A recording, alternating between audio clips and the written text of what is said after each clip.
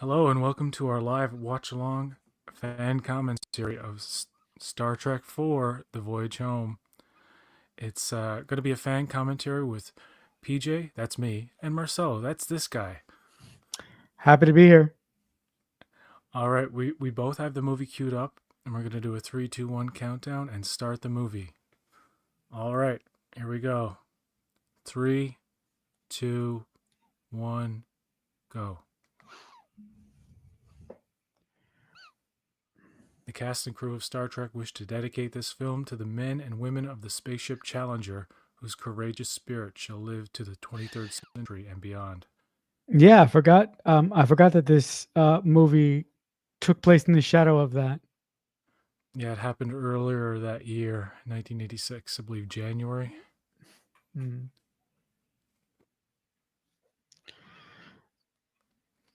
This movie is Oh, once again directed by Leonard Nimoy. That's the guy who plays Spock. yep. The guy with the pointy ears, folks. A Harv Bennett production, a Leonard Nimoy film. Yep. Go, Leonard! Now that opening title is the first time they ever did a transporter effect. I think the only time, maybe. I think so. I don't recall them doing it any other time. Also, this score is vastly different. It's very upbeat and it's very joyful. It really fits the style of the film that we're about to watch very, very well. Yeah, it's by scores by Leonard Rosenman. It was first time on the film. The first film was oh, who did the first film again? The music, Jerry Goldsmith. Jerry Goldsmith, and then it was James Horner. Yep.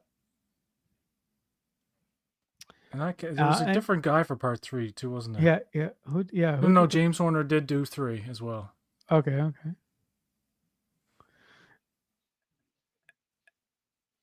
Yeah. Like the music for this movie has a whimsical vibe to it. It's really really adventurous and it's really poppy and it's fun. Yeah, very bubbly and upbeat, and it's in line. It's not my favorite score of all the films, but it is in line with the tone of the film. And Mhm. when Leonard Nimoy was making this, he wanted it to be different from Search for Spock, which was more like a space opera. What with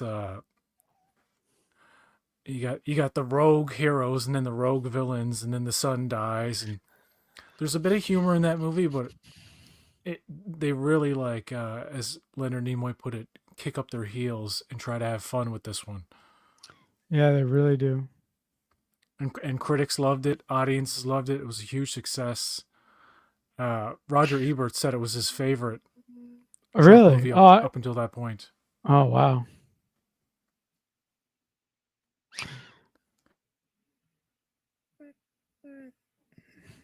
Do you think do you think that Herb Bennett got like the short end of the stick that he didn't get to finish off the movie trilogy that he produced because he only produced one more film after this, but and Star Trek: The Undiscovered Country was produced by somebody else. Th- this was Harv Bennett's last film? No. No. He did Uh, five. uh, yeah, yeah. So what I'm asking you is, do you think that he got the short end of the stick that he didn't get to produce Star Trek 6? What do you think about I that? don't know enough about the goings on behind the scenes that why Oh, he okay. wasn't a producer. But yeah, I know Oh, okay. Ralph Winter and Stephen Jaffe or Jaff did the Jeff, sixth yeah. one. Hmm. But this was the second film to involve Nicholas Meyer Yep. in terms of writing, and the writing here is quite good. I mean, the amount of like quips and one-liners and just is just So good. wow, Yeah. plentiful. Yeah. And of course, this is recapping what happened in three. Get out of there. Sorry. That's a great set, and that screen setup is pretty good too. It looks very clean. It's probably achieved with rare projection, but It's not a. It doesn't. I'm pretty sure it's not a blue screen effect. It Hmm. is a rare projection thing where you can pull focus on a character while that screen's in the background. It works. Right.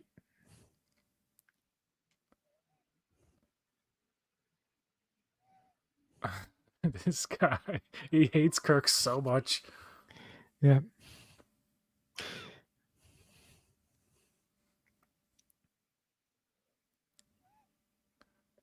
So this is I don't know if other people refer to this trilogy as this, but I call this the Genesis trilogy.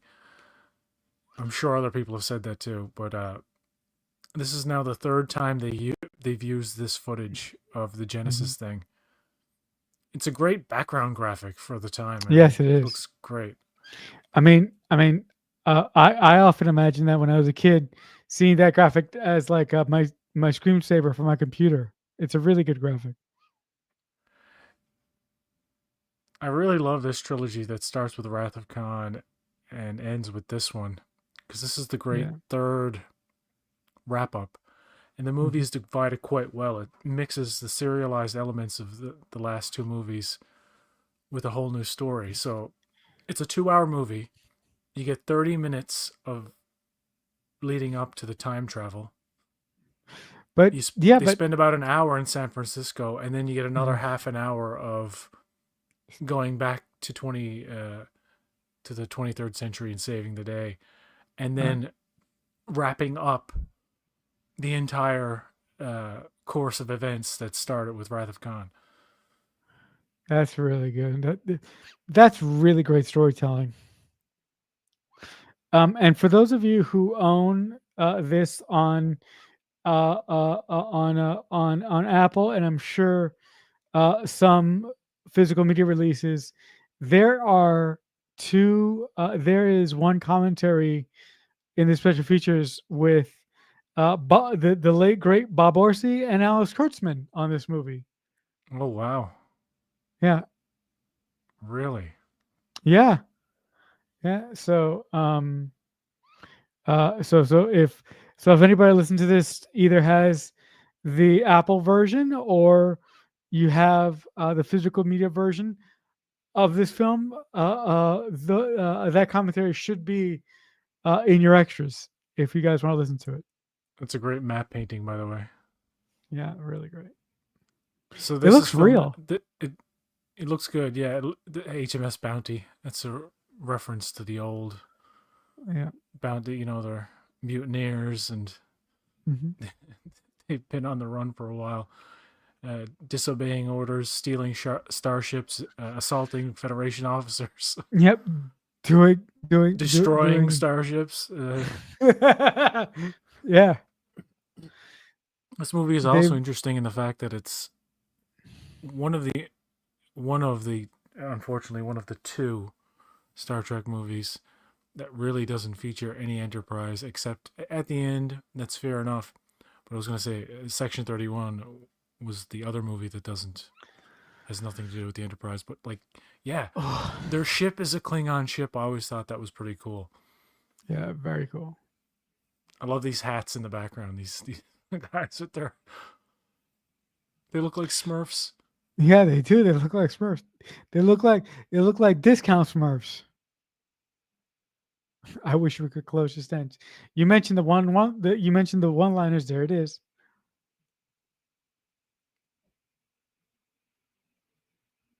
This movie has I think the best cinematography of all the original series movies. It Mhm. just frames so well. Uh, and it was nominated. It was nominated for cinematography, sound, uh, s- sound effects editing, and original score at the Academy Awards. Wow. And it also got a lot of Saturn Awards, tying with Aliens for most nominations. The Saturn Awards were around back then. Holy crap! I didn't know that. I thought the Saturn Awards were like a early '90s thing. I had no idea the Saturn Awards were around back then. They've been around for a while. I Uh, love. they've been I. around since 1973, Wow. Okay. and they were originally referred to as the Golden Scrolls Awards. The Golden Scrolls. No, I like the Saturn Awards better. Yeah, Saturn's So better. How do yeah, you I think that feel? was a good name. I like that you see Amanda here for the last Yeah. time. I'm pretty sure. Yep. Well, in the last movie. Mm. Um, you'll notice that. Okay, there is a visual difference between Wrath of Khan, Search for Spock, and Voyage Home, and some of it has to do with the film stock that they use. Yeah.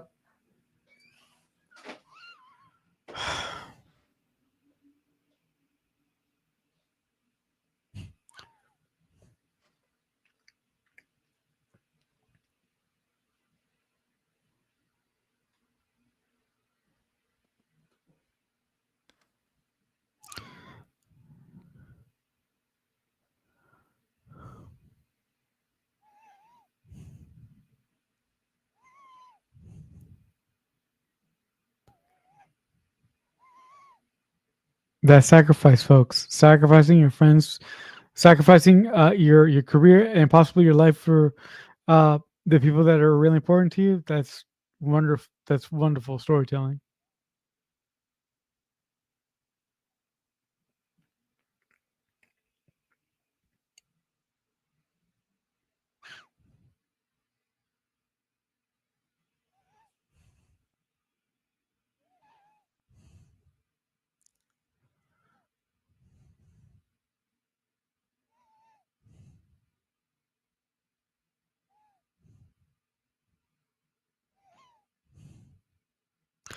When I was a kid, I thought that at the end of the movie, um, Starfleet was able to save this crew and any other crews that came in play that came in contact with the probe.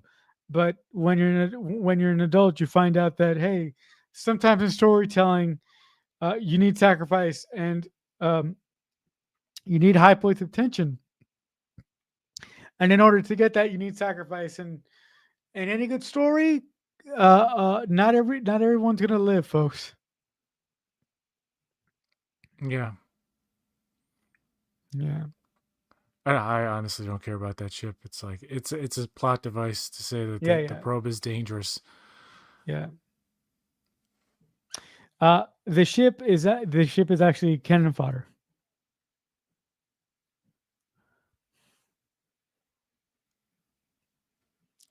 So For this. this is Brock Peters who played Cisco's father in Star Trek Oh yeah, that's right. He in does. DS9 in DS9. Yeah. Wow. And then he takes quite a wicked turn in Star Trek 6. I mean, no spoilers, folks, but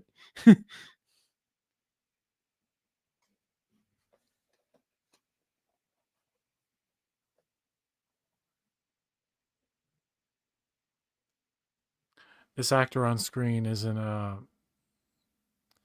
I believe he's in the Bond movie Octopussy. The actor's name is VJ. I forget his last name. oh yeah, oh yeah, he plays a tennis pro. I mean, I don't know if that's what he is in real life, but in the Bond movie, he plays like a famous tennis pro. And like for a bunch of the action scenes, he uses his fucking racket as a weapon. Mm, I'm not sure. I can't quite remember. I know he's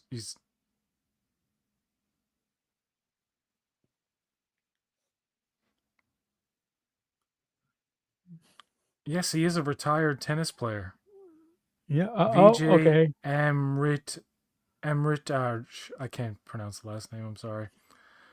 But yeah, he was in a. He's had an acting career. He was in Octopussy, and he played a guy Mm, named VJ. And he's only been in 4 movies: Octopussy, Nine Deaths of of the Ninja, Star Trek 4, and of Gods and Kings. right. Okay. But I've seen all the Bond movies so many times. I always recognize actors. So this is Mm, Robin Curtis as yep. Savick, who I believe was much better than Kirstie Alley. Thank you, Alley. Yeah, she's great, and she makes an appearance in that Oh Toy Captain Kirk video. Yep. When she showed up in the Captain Kirk video for Otoy, I lost it. I was like, oh my god.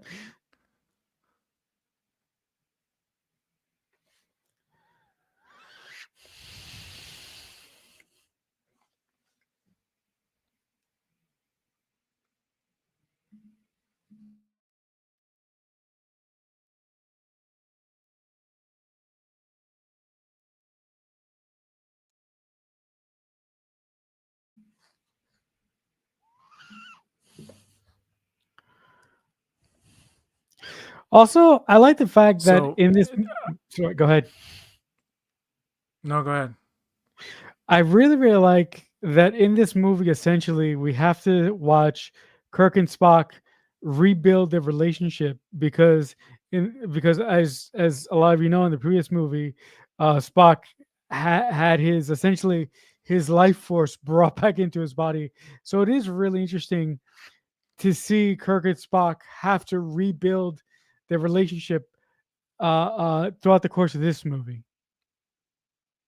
Yeah, especially because Spock is not operating on all thrusters, as McCoy just That's put it. right. It's and McCoy teases him throughout as well.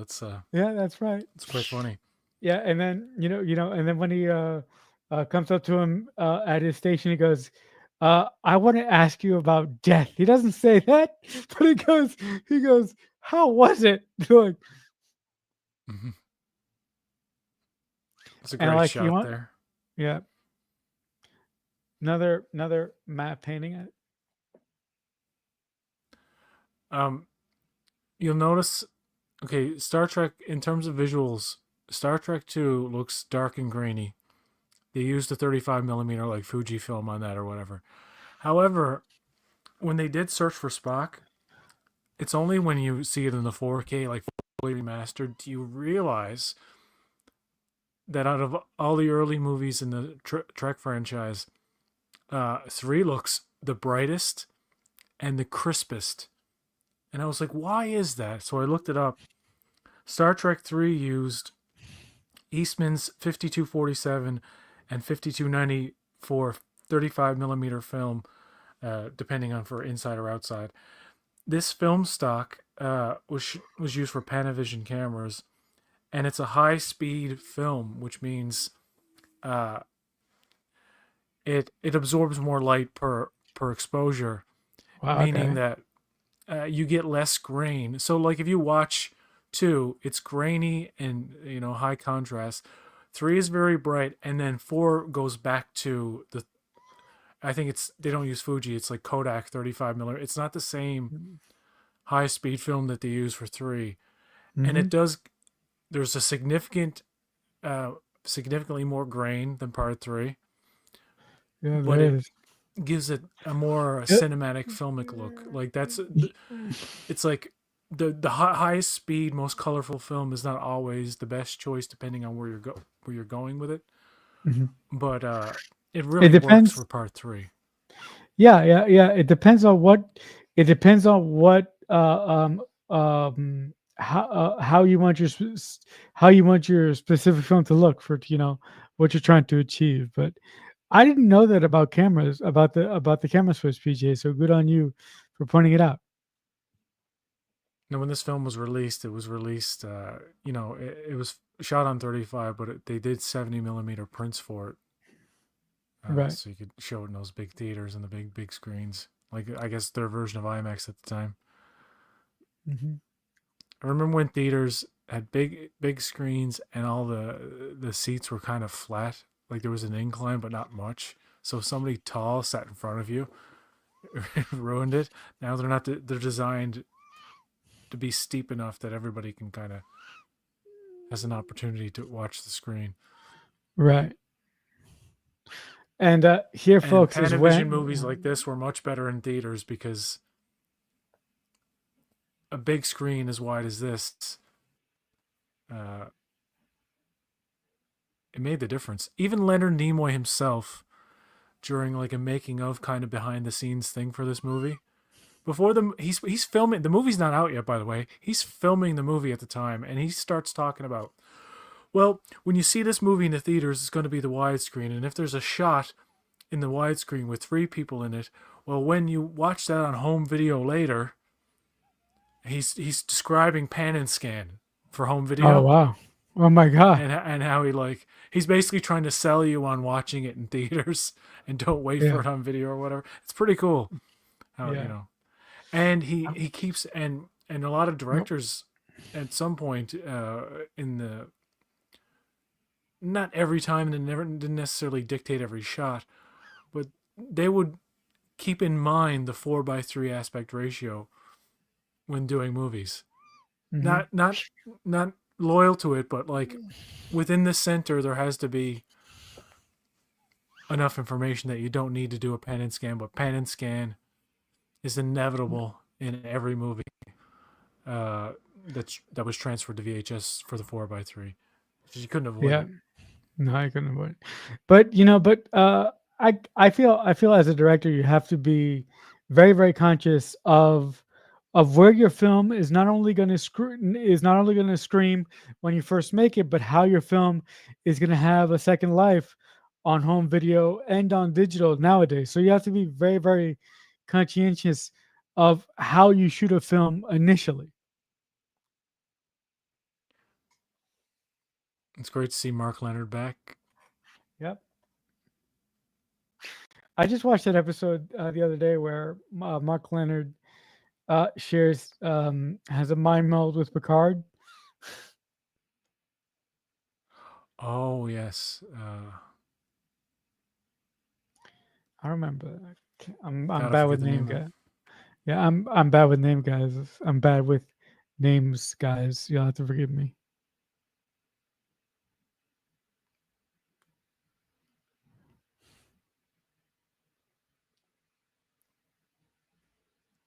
I believe the episode was titled Sarek.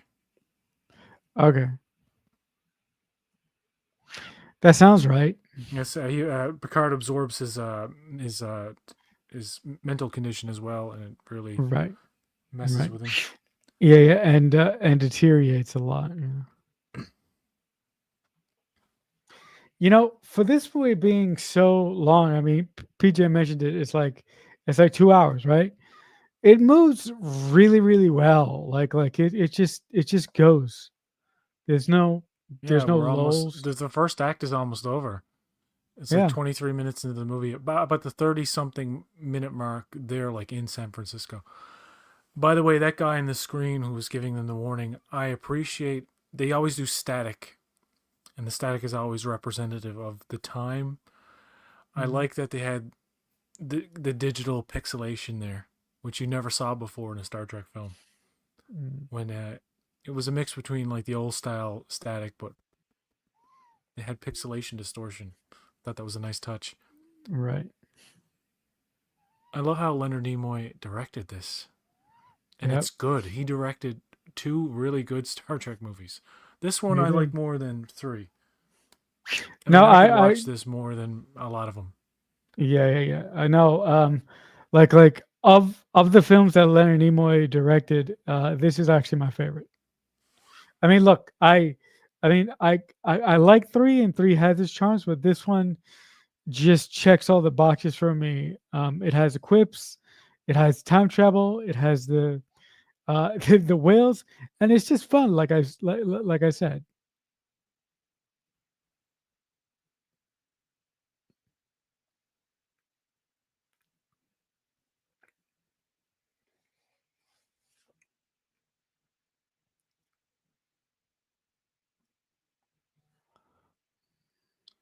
Mm. Um, what movies did he do? He direct the first movie he ever directed was Search for Spock. Yep. And then it was Didn't Voyage Home.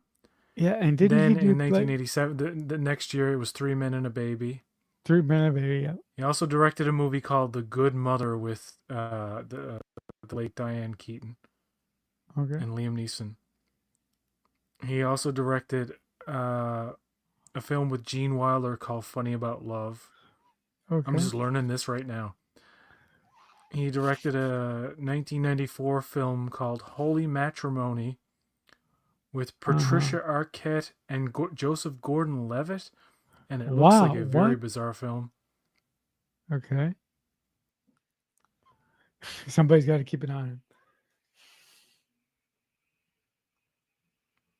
And that was the last movie he ever directed. Was 94? yeah, 94 Holy Matrimony.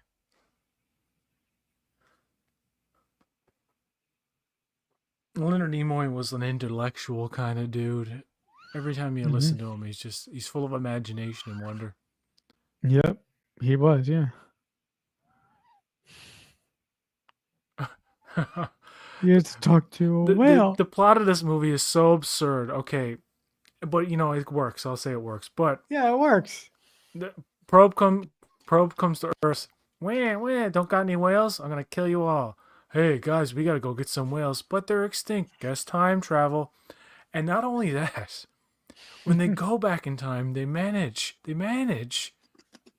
to Yep. build a state of the art whale containment unit in an old Klingon ship.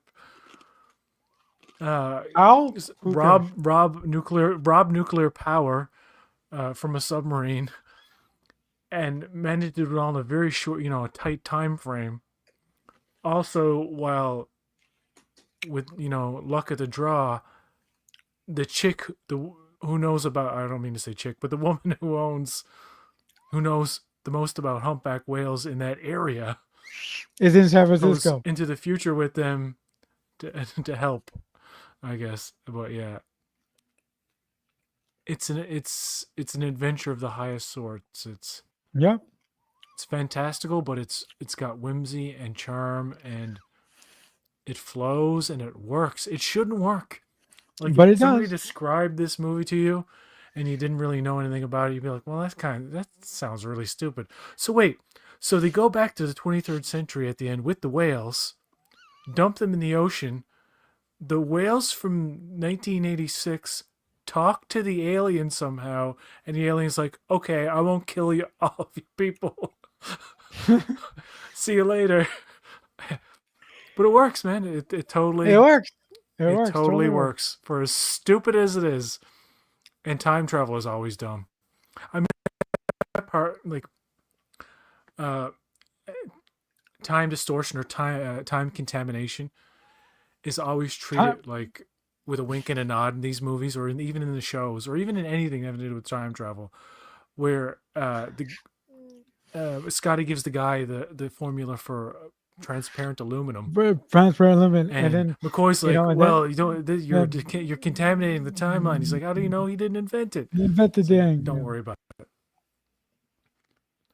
All right, I'll be right back. Not now. What?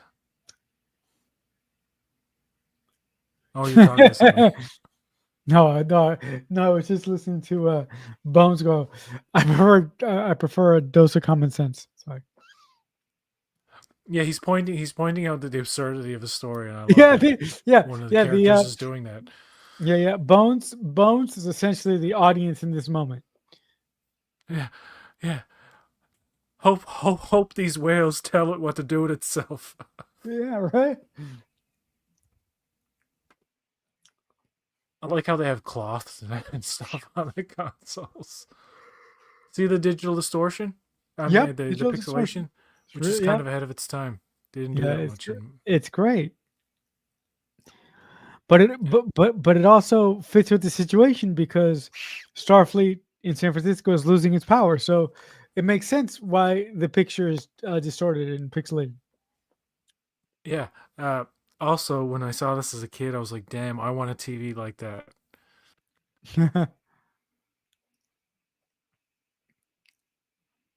This guy who plays the alien, he's a famous character actor from like The Hills Have Eyes and stuff, and Weird Science and various movies. He's Okay, he's cool. still he's still around.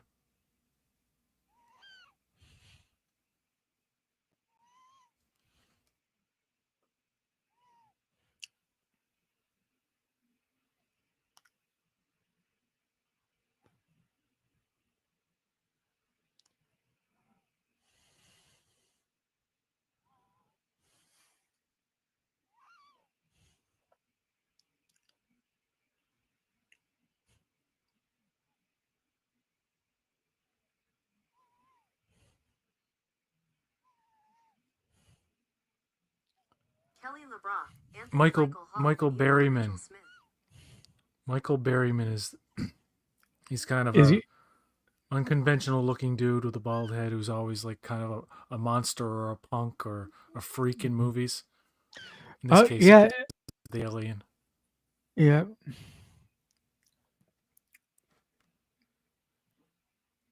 77 years old now.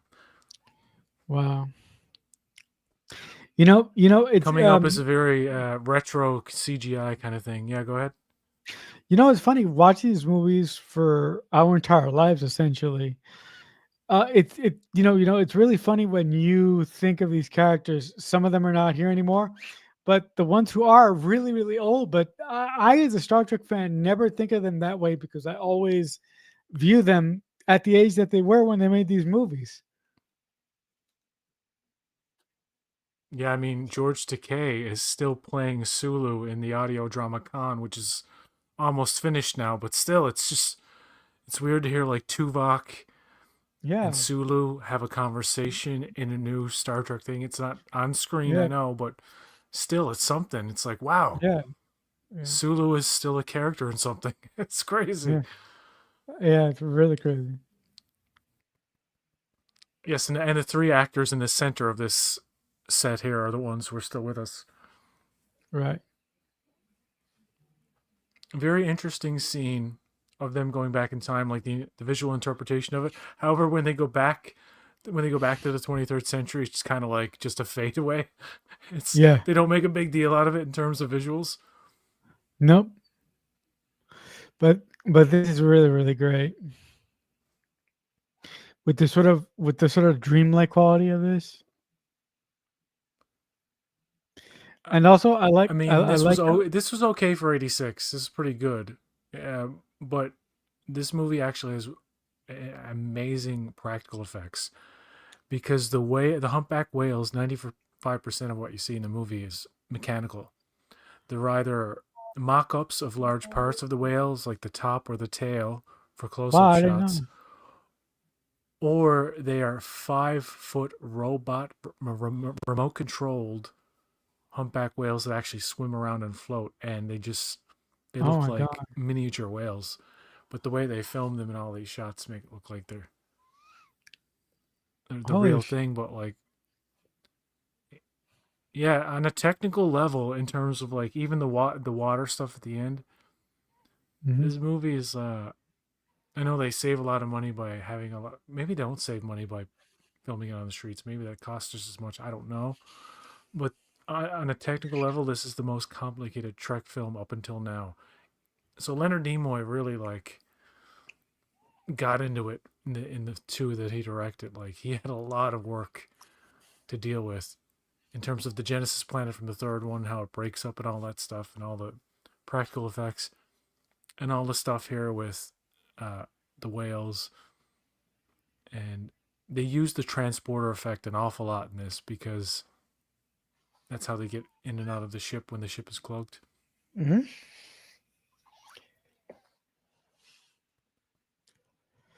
Earth. And time travel rules in any movie dictate Yep. that the people from the future always have to travel back to present day of the time in which the movie was filmed, so they don't have to mess around interpreting the Wh- future.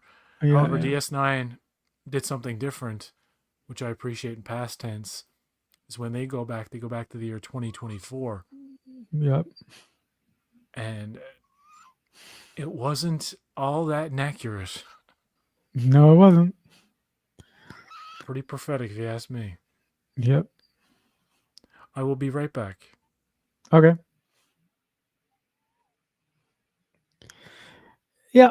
Also, I love the sense of wonder that Leonard Nimoy and Nicholas Meyer give this scene because these are folks uh, from from the 20 from the future. These people work and live in space, but the sense of wonder that the crew has as they're going through modern day San Francisco for them is just phenomenal. And to that end, the sense of fish out of water that they have is is outstanding as well. And I love the fact that immediately after they travel from their time to present day San Francisco, for them, the dilithium crystals don't work. So essentially, the screenplay writers uh, allow them to accomplish time travel, but in uh, while accomplishing time travel, the screenplay writers give the characters a obstacle to overcome. In that they have to get their wills back, but they can't get home. So they have two major problems. They got to find the whales, and they have to find a way to make dilithium crystals to get back. So it's just great. It's just great rain there, and see. And now Spock is giving Kirk an option as to how to sort of regenerate the dilithium crystals.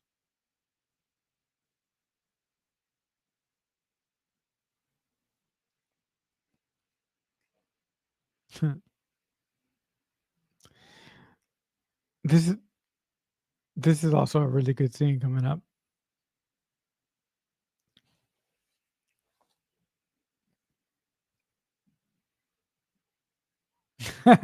How exactly?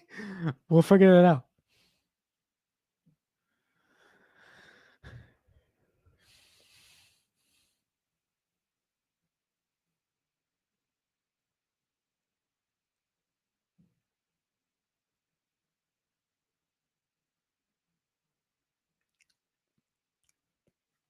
Spock has to cover those ears because God forbid. I Yep. think you know what?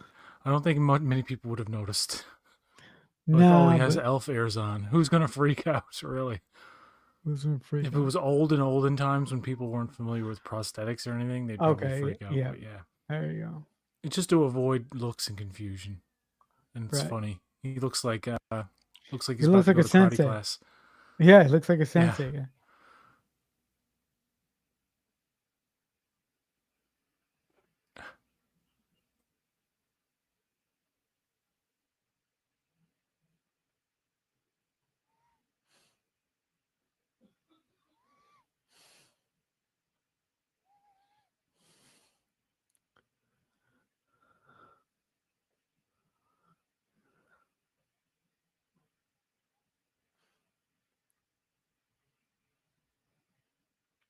I love the garbage men that are coming up here. The guy's like, Yep.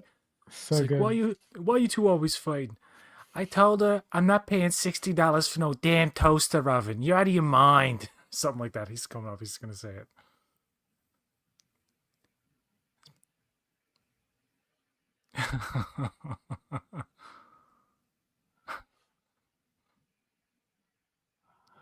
I'm not paying no $60. $8 for a damn tester.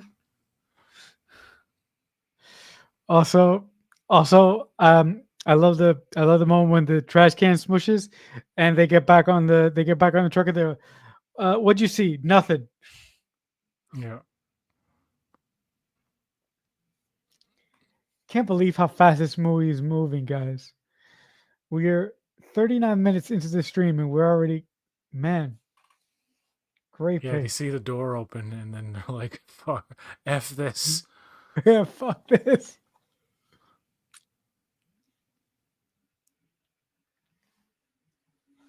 I didn't see nothing.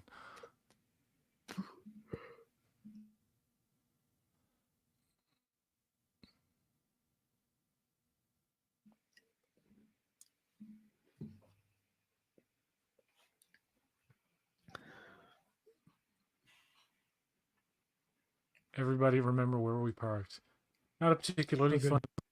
line, but it's cute.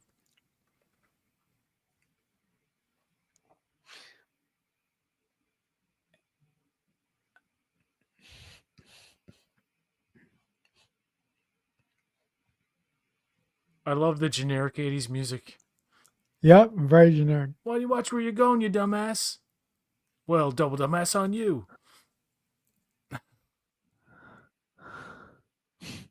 I Music love is how he so turns 80s. around. Yeah. Very 80s.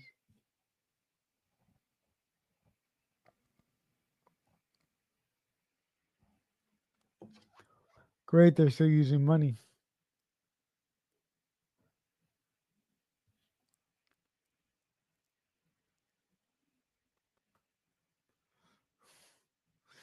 Spread out. You God, look like a this music convention. sounds like it should be in Sonic. Yeah, right?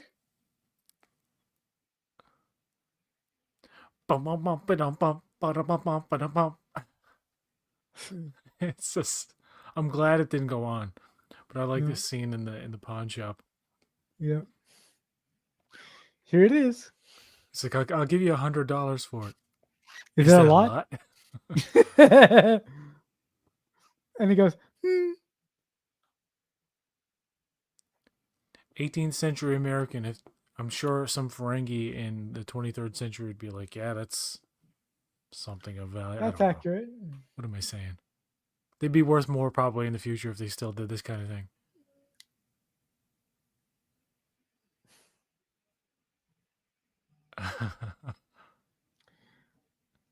He lowballed him a little bit because he probably could have got a little bit more. Oh, I'm sure he did. Yeah. I love this woman in the foreground walking here with the hair that is so Yep. representative of the 80s, Yeah. and the puffy bangs and stuff with the Hmm. woman, the blonde woman in the background there behind them. Yep. Yep. I got it. You can see extras in the back. You can see people in the background in the right side of the shot just then, looking into the camera and smiling because they're not part of it. I don't think. Yeah.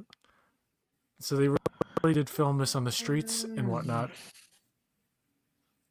And Mhm. sometimes you'll get real people. See that guy who just looked right at William Shatner? Yeah. William Shatner. Like, is that William Shatner? Holy shit. I watched T.J. Hooker.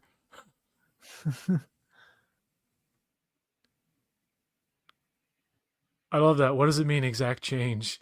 Because if you didn't know, you'd be like, the term exact change. Change. What the hell does that mean? Change is exact.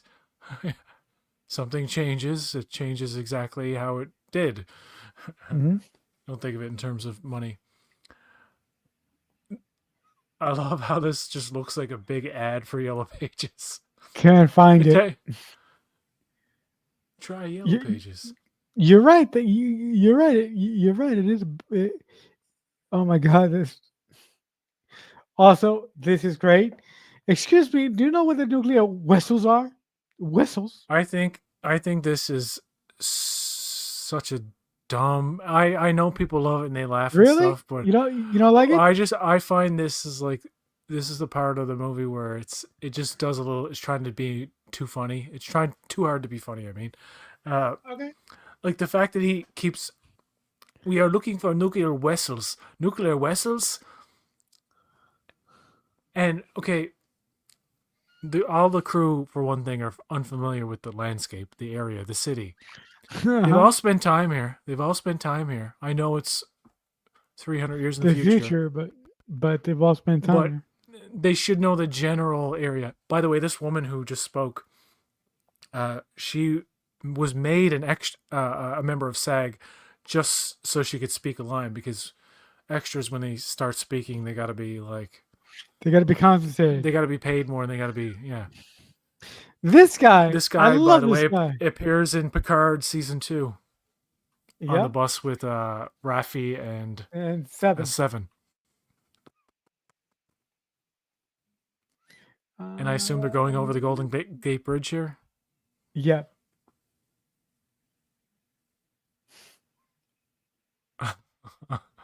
It's so silly. Boom. Yay! Finally, they're like, yay! He killed that man! Yay! They killed They him. don't know what happened. They don't know what happened. And they're fucking clapping. They're like, did he just stab him in the neck? What happened? Oh well, it doesn't matter. He's unconscious now. That's all that matters. That's what they care about. I'm sorry, guys. I'm coughing, but that's so funny. Colorful language. I love how this idea that in the future they don't feel the need to swear all that much is totally undone by Star Trek Picard with F this and F that and F and F and F and Yeah. Total fucking hubris. What the fuck? The fuck is that? yeah, Oh my multiple god. characters say the F word in that Yeah, show. yeah, Multiple. that's right. That's right. Even Picard at one point in season 3 says the F word. And the fact that Kirk says dipshit in this movie, it's the furthest that character's ever gone in terms of language. The second most offensive he's ever No, been to, yeah, someone who was sensitive to that kind of thing would be like Klingon bastard, you kill my son. And he says it right, again, right, he right. says bastard again. But that's more understandable. Here for comedy, it totally works. Like Yeah, he said there's like yeah, goddamn and dipshit and stuff like that. yeah, yeah. And he also says double dumbass on you to the taxi driver that almost ran him over. Yeah, and dumbass is the least offensive curse word in this movie. I Right, mean, they're not even. I'm not saying that any of it's offensive, right. but it's kind of like hearing bullshit in Star Trek First Contact. It's like, Hmm. oh, cool. Or Data saying shit in Generations. Yep. It's just that Oh it's like that little shit. Yeah. extra, you know, Hmm. one of those limitations is taken off them. Okay, I as a kid, I never saw this movie in its entirety. I always saw bits and pieces of it. I didn't actually see the entire movie till the same year I watched the motion picture, which was 1999. I saw Okay. this and then the motion picture later. The only difference was I'd never seen a really any of the motion picture at all, but I'd seen the beginning, the end, the middle of this movie over and over again, but I could never catch it. But this Hmm. scene right here always, oh god, I So hated it so awful. much. It is graphic. I can't believe they're showing. They look Very at the graphic. blood. It's Oh and my the god. I can't. It's such a graphic scene, and it's in there like to make you feel bad and be more sympathetic toward the whales. But it is quite graphic. Yeah. Oh my It's like a god. training video for how Yeah. to cut Yeah. these things up. Yeah. And the yeah. And I think it was a wise move by Leonard to show the wide shot there instead of actually focusing in on the TV because if he focused on the TV, it would definitely be worse. By the way, you just saw an optical effect with the whale in the water. It didn't look great. Now this shot here, Hmm. it is mechanical.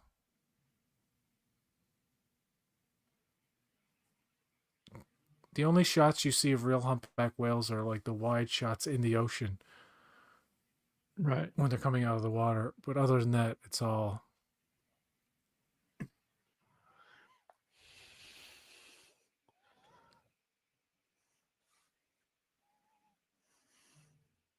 Kirk. Yes, this isn't cockamamie at all. Yeah. Yeah. Just Yeah. imagine Yeah. There's if they nothing went that can through go all this wrong with this. trouble to get the whales back to the 24th century and the probe didn't give a shit. It's like, oh, some creature speaks my language. That's what I'm not. I'm here to destroy you. It was Oh, never about sorry. the whales. Oh, darn it. Oh shit. Oh And shit. We're McCoy gonna and die again. McCoy's like, here we go again. Oh. Anyway, That'd be I great. love the way this movie's shot too. It's shot so it's framed so nicely. It does have that grainy ass look though.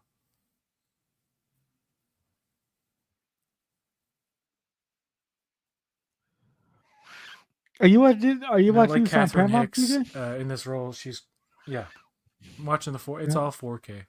Well, 4K Yeah. streaming, but there's a clear difference. You can see it's a lot. CRISPR. So that's obviously a Composite. composite shot.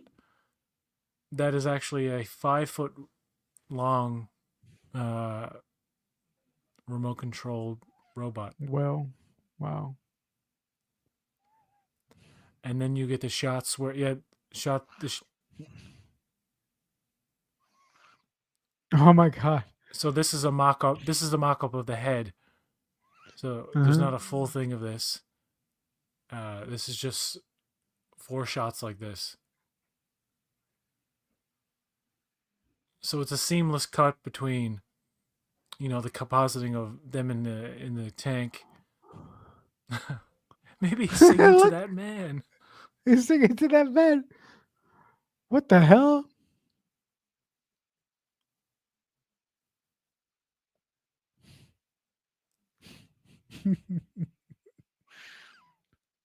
Pretty great movie magic. He cut from the like this full sized head mock So up good. to the remote control things.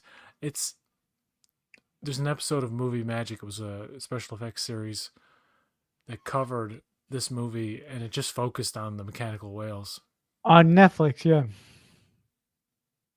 No, no, not on Netflix. This is an old show Oh, from the okay. '90s called Movie Magic that simply did an episode focusing on like maybe the effects in Jurassic Park or the effects in this movie, or they had Right. one whole episode about wire removal, digital wire removal, and how to Oh my achieve god, like really? flying effects and stuff like that. The whole series used to be on YouTube. I'm pretty sure you can find some Clip. episodes, but they did one episode about DS9 and the process of building the space station. Oh It wow. was very Oh wow. detailed. I think that one's still on YouTube. By the way, I love this shot of them walking in front of the Golden Gate Bridge. Such a cool shot. The guy's fishing in the background. Yep. You could exaggerate. The hell I can't. So good.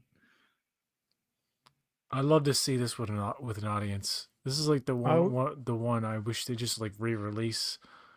I Probably in 2026 for its 40th anniversary. yeah, They should. probably. Probably not where I live, but somewhere else. They'll have every weird, obscure thing under the sun in my local theater, except like I don't know, like Dogma, or they even had the K-pop Hey, stuff. hey PJ, you never know. They might release it. You gotta have hope, man. I keep seeing my local theater um, um, uh, do commercials for the the Back to the Future 2 DeLorean as a popcorn bucket. Uh, and in my theater, they're not showing Back to the Future yet. Back to the Future 2 yet.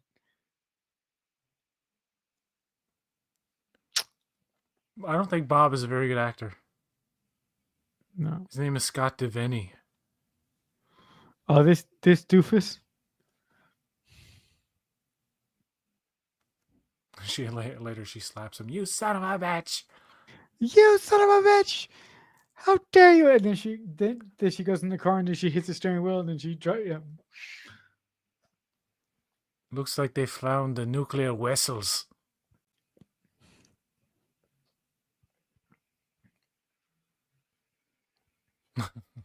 They just want him to say nuclear vessel as many times as possible because it's funny.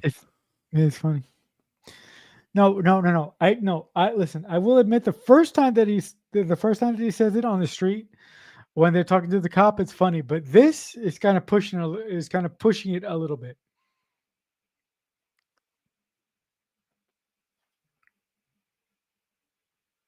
Yeah, yeah. Part of the comedy here is their ignorance of the time. Yeah. Um. Uh. And part of it that works is their fish out of water attitude towards it all.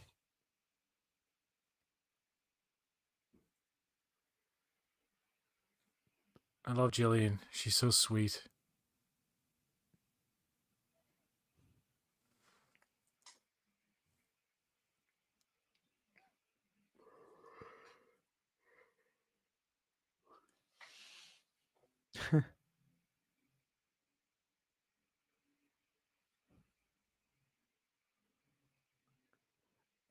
LSD. LDS. Oh, The way he tries to explain away Spock's weirdness is just gold. it's funny, yeah. He's like he has memory problems too.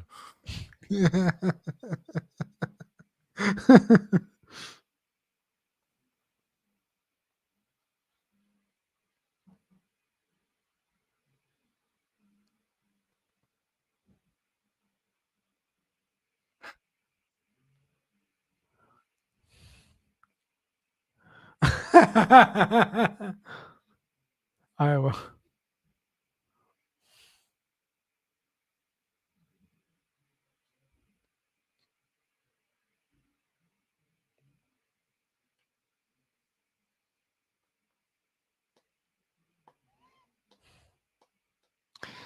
And we never see Jillian again after this movie, do we? No, No. they kind of make it clear at the end that she's probably not going to be around. She's like, I'm going off to do a thing and see you around. And Yeah. Kirk looks very disappointed at the end of the movie. Like, yeah, I'm probably not going to see her again. It would have been cool if she continued on in the series. Like he ended up having a wife or a girlfriend or something. I don't know. That would have been really cool. I love how she's so smart. She's like, I didn't forget like how you said that thing. Wait, you Yeah. talking like you're from the Yeah. future or something? Nope.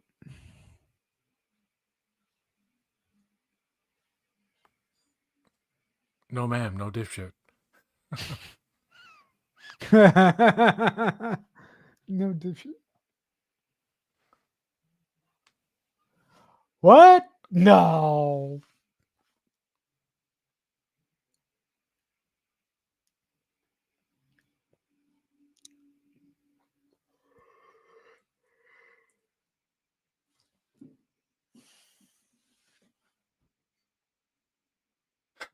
You could help you in ways you possibly couldn't imagine.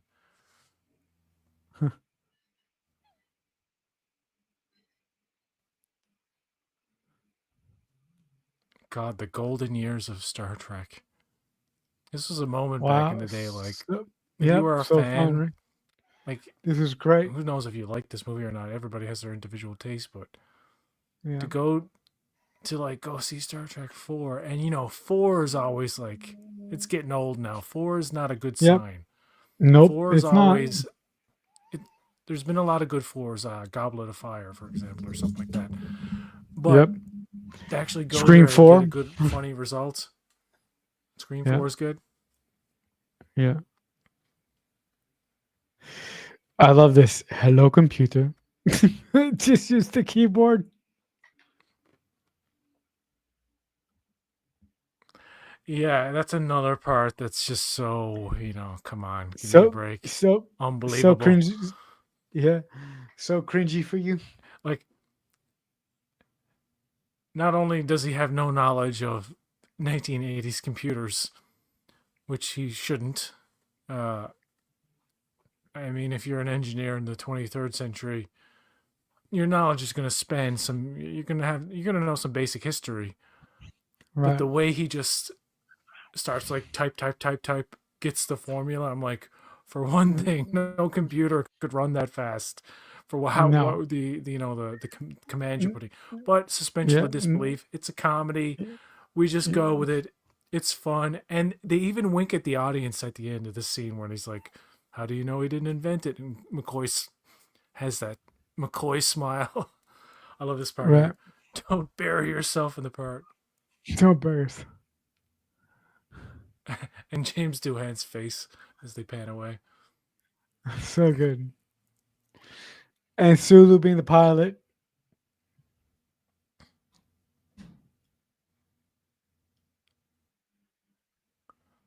Wow, this pilot here is mechanic is very trusting. Yeah, It's he like is some because random dude just some come along, dude. comes into the helicopter, we start shooting this shit. And I guess Sulu either steals it or borrows it later in the Or movie. borrows See, it once you because start thinking about all this, It Don't falls think about apart it, in guys. terms of Don't think logic, about it. but it's fun. Don't It's think good of stuff. yeah, yeah, yeah. Don't think about it, guys. It's gonna. Another great part in this scene is when Madeline walks in. Not Oh yeah. now, Madeline. No, Marilyn. And then she just turns around Right. with her hands up in the air. It's great. He's like, he's up to something.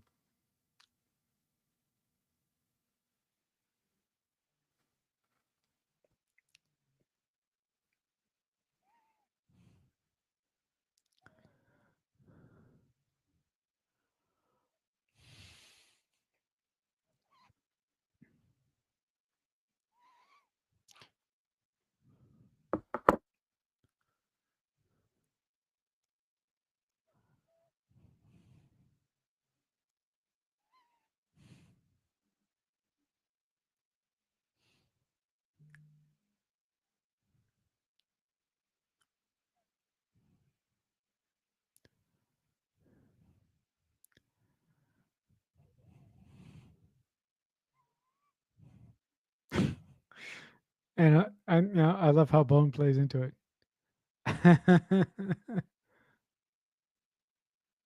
Ah, how quaint. So good. And you're right, PJ. There's no way that this Mac would be able to perform these many actions so fast. Look at that.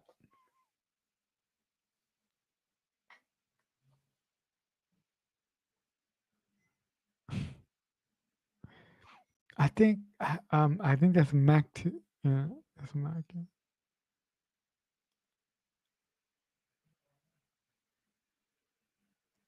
Oh, sorry, I was talking and it was muted. It's a Macintosh Plus. Yeah. No, but I was saying that there's no way that that Macintosh Plus could have handled all those fast commands by him. There's no fucking way. Oh yeah. Sorry. My headphones are falling out. Hold on. There we go. Get out of here, No, Madeline. Don't you're not interrupt me. one. It's not sex time. Then he winks at the guy. She's my hoe. Don't tell human relations. What is it? Don't Human tell good. resources, human Yeah, yeah, relations. yeah. Good old HR.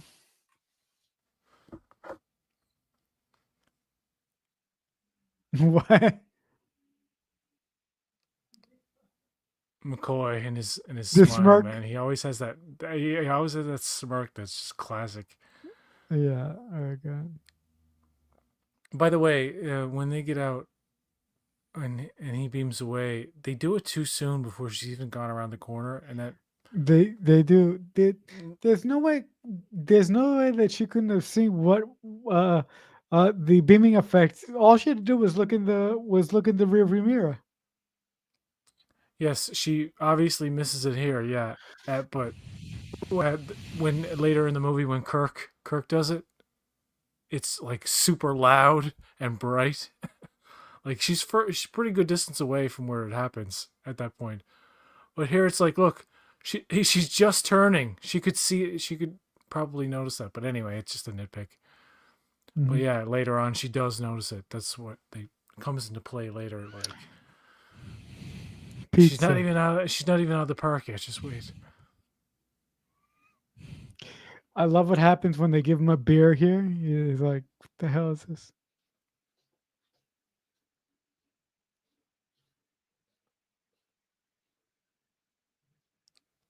He's all got the William Shatner charm happening here. Yep. He's like, listen, lady, I've been wearing the same clothes for well. He For changed in part three. So, yeah, a couple of days. Yeah. a couple of days. I mean, how many days do you think this film takes place over?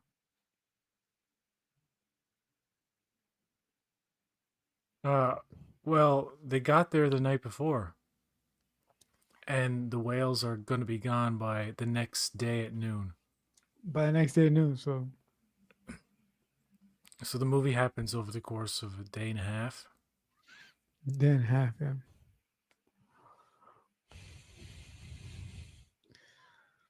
Yeah, because this is their first full day here. Then Hmm. nighttime, and by the the next day's afternoon, they got to be out of there. Yep. And Which also they get and doesn't give them yeah, a hell of a lot of all time to do that tank, but they get it done. nope. You talking about that look he gave to the bear? Like, So huh? good.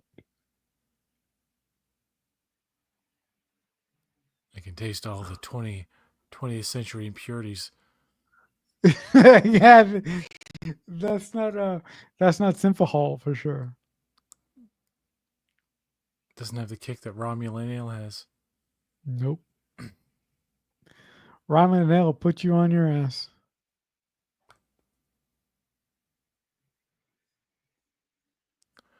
I suspect her character is a loner Uh-huh. because at one point in the movie she says, "I have nobody here."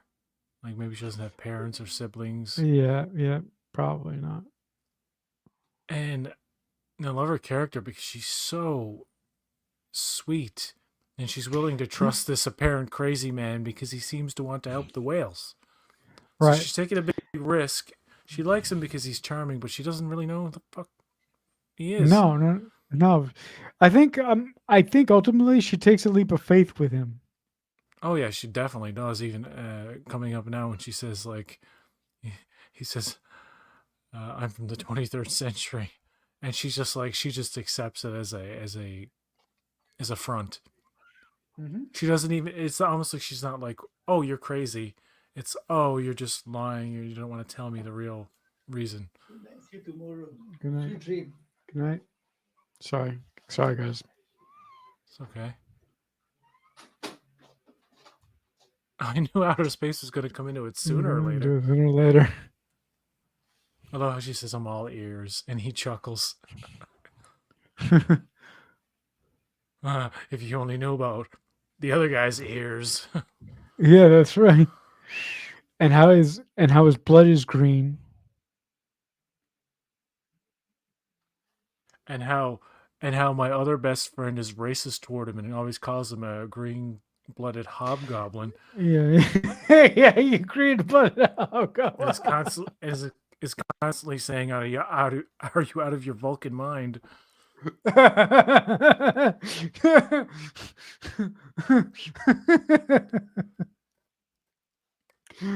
You green, you green blooded goblins.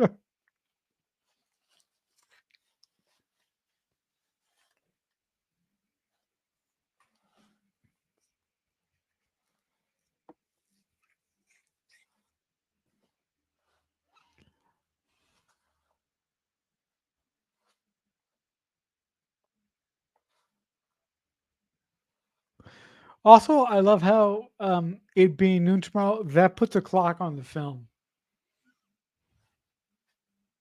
Oh yeah, the ticking clock, Yeah, and the fate of all of Earth in their all hands. of Earth. Yeah, yeah, yeah. Mhm.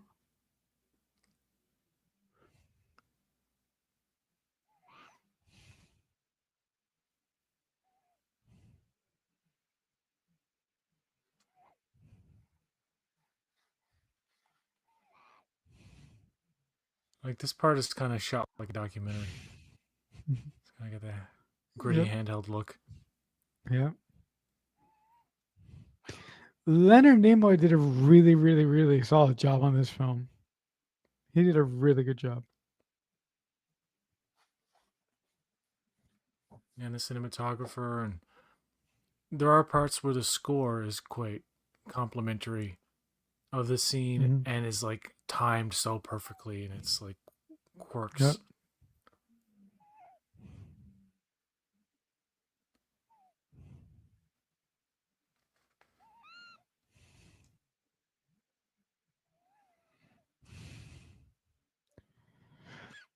This is the moment that that you brought up earlier. When Kirk gets out of the car, the beaming effect is so fucking loud. Yeah, just for effect, so she can notice it. Could have been played more subtle, like, but it's a loud effect too. Like it's happening right next to her. Very loud.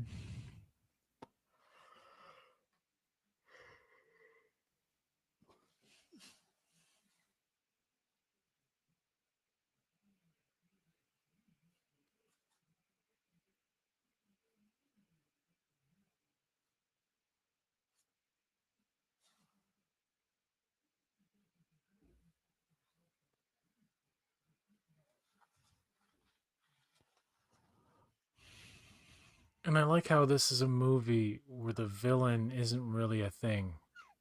The Nope. villain's the villain is absent for most of the movie, and it's just Yep. an ominous threat. And the Hmm. whole drive of the story is like this: them getting there, trying to accomplish this mission, and this character and her interaction with them, especially Right. William Shatner. This movie wastes no time. It gets right into it.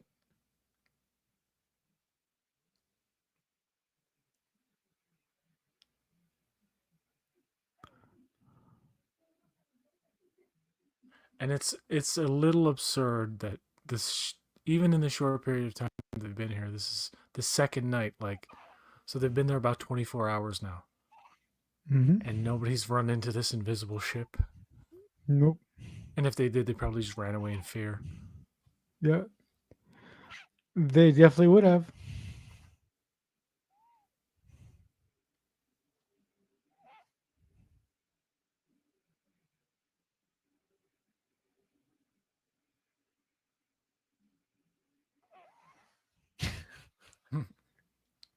Don't you have any got any goddamn feelings about that? I like how it lingers on Nimoy for a second. It's like he's contemplating it. It's like maybe I should be more. Maybe I should be more worried.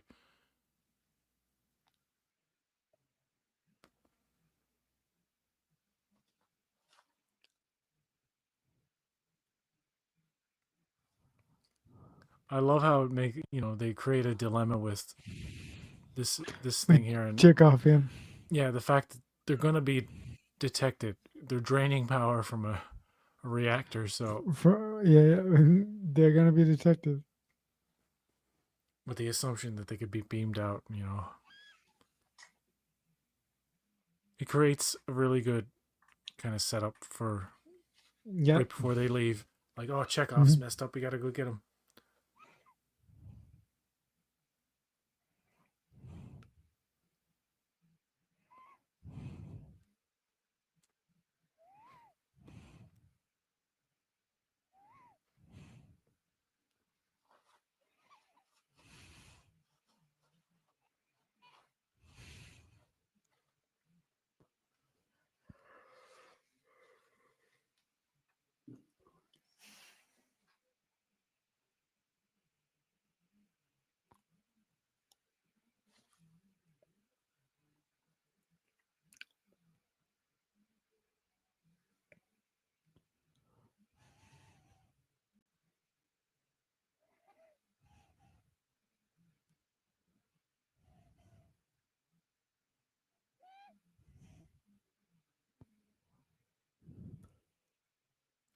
If you really want to see Nichelle Nichols in a juicy role, watch Truck Turner with Isaac Hayes.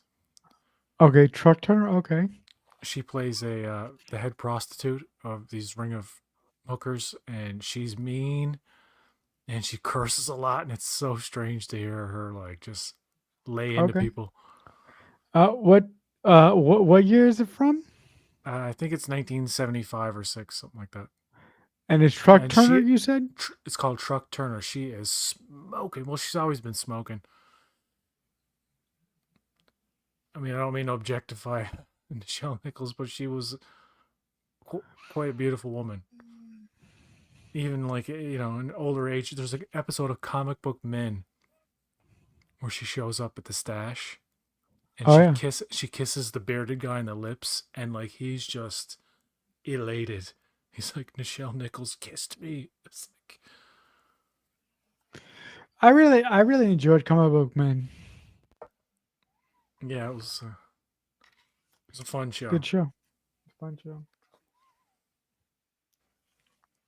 It was the Kevin Smith pre-heart attack era. Yeah.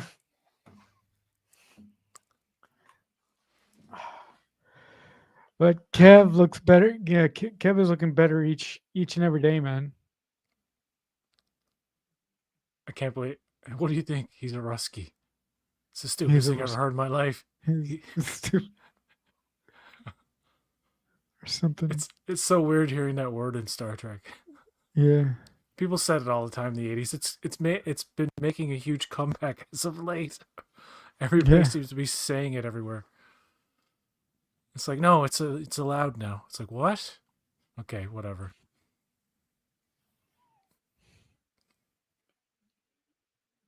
Must be the radiation. Now this score here that Run kicks in, the score. So good. it's got a militaristic kind of vibe to it. Vibe It's to it. got Yep. A Russian militaristic tone to it.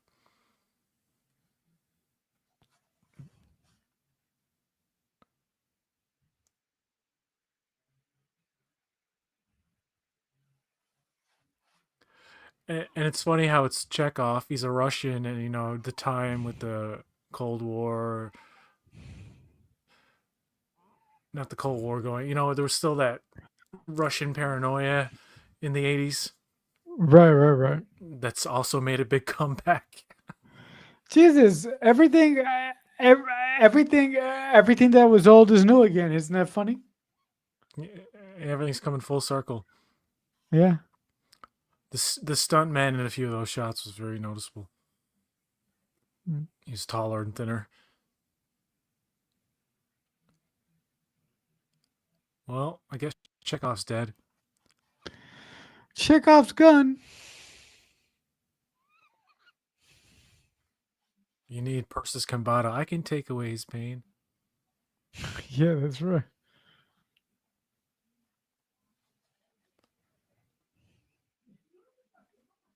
Well into tomorrow. You got to do better. I love Scotty's remark right here.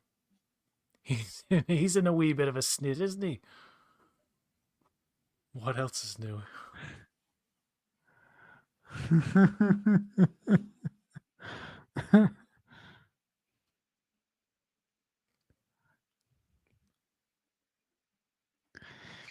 This is the moment where Jillian, you know, Snaps.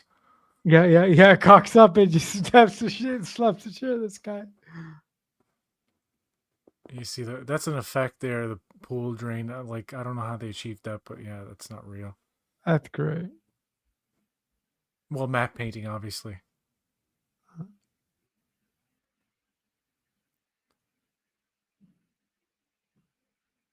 You son of a bitch! Slap. He's like, oh my goodness, she really loves them whales. Yeah, But yeah, it's like I love her character because she's she's so kind. she comes across as like this really sweethearted kind of loner, Uh, and like in her life, like these whales are like everything. right.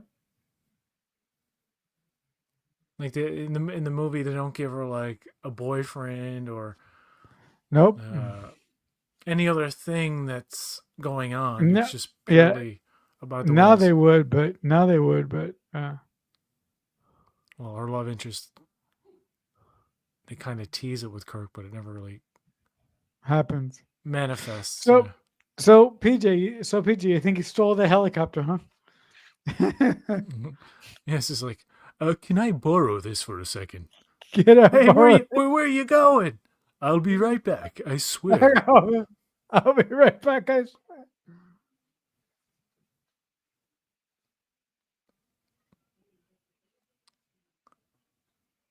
Guess nobody visits this park. Nope. Oh, that's a cool effect, dude.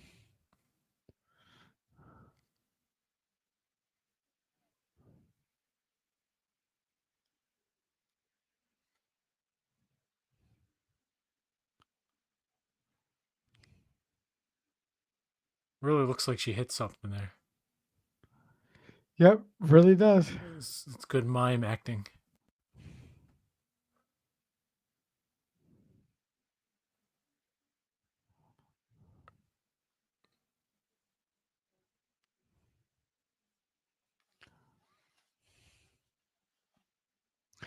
It feels like this movie just started, but it's winding down now. Yeah, it's Yeah, it's, there's about 10 now. more minutes of San Francisco, and then the next half hours, Yeah, we're in the future, the but the climax and the denouement yep, and the conclusion of the trilogy. yep.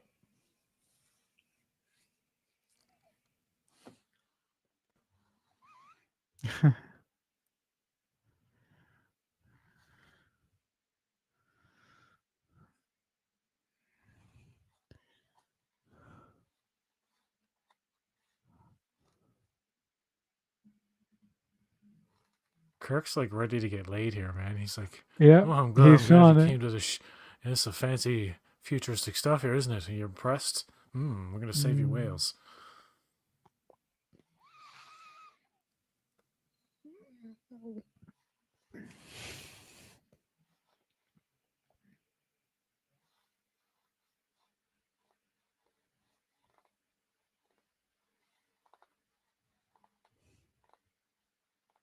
What kind of spaceship is this?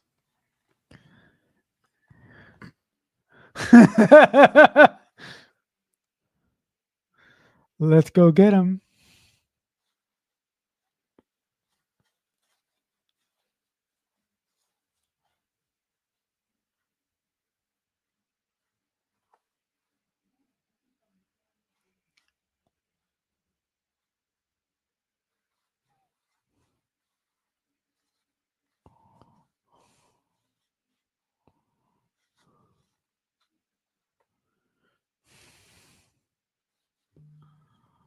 And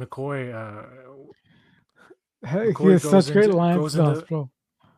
McCoy must have had a lot of fancy futuristic pills in his pocket Yep, because because he goes in there fully prepared with the instruments and whatnot. he does. But that's stuff he would have to have saved from the last two movies. Right. I mean, he goes in there. He goes in there and he saves a woman from kidney disease. Oh yeah, coming up right now. Yep,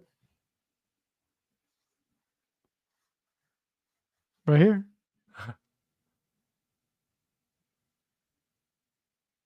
Kidney dialysis. She's a sweet old woman too. They got a good actress to play her. Uh, he just gives her. He doesn't even look at the Hey. he, like. Here's just a cure-all pill. It'll go inside your body, figure out what's wrong, and do you up good. Which, by the way, is not as far fetched now as one might think. No, it's not. That there would eventually be a pill that you just take. It identifies what's wrong with you and then cures it. I'm talking about like medicine that's way, way, way down the road. Like micro technology. What do you call it? Nanite kind of driven technology Right. in pill form that does its job and then evacuates.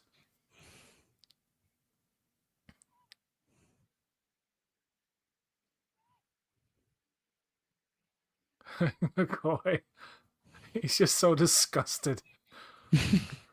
It's like a doctor from this time going back to like 1800s Yeah. and What like the the hell is this? bloodletting and yeah.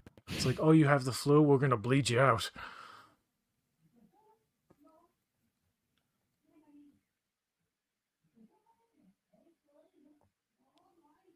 She has cramps.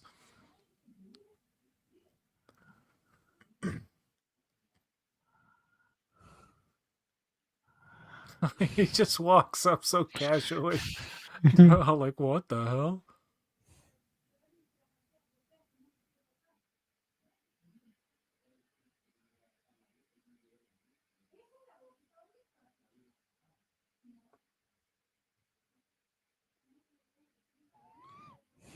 So basically, Yeah. he has a brain hemorrhage that's killing him, and Yep. They're gonna And relieve the pressure by drilling a hole in his brain, whole.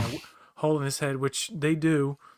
And he's like, you have to repair the artery, which there was no way to do at this At the time. time. There's probably better ways to do it now, but yeah, as basic an Yeah. understanding as I have of this kind of thing, it's explained well enough where it's so believable. It's like, wow, this McCoy guy knows what he's doing, and he puts a little device on his head.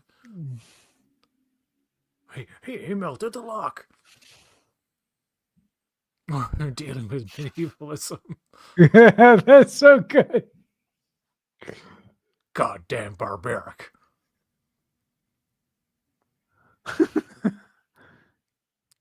See, like a device that can scan your brain, see the problem, repair the problem. Yeah, Victor. Yep. I love that. I love that kind of So great.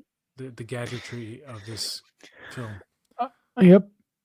And it looks It. functional. It looks good enough for the time that it was believable. Yep. It was. Right. Pavel, Admiral.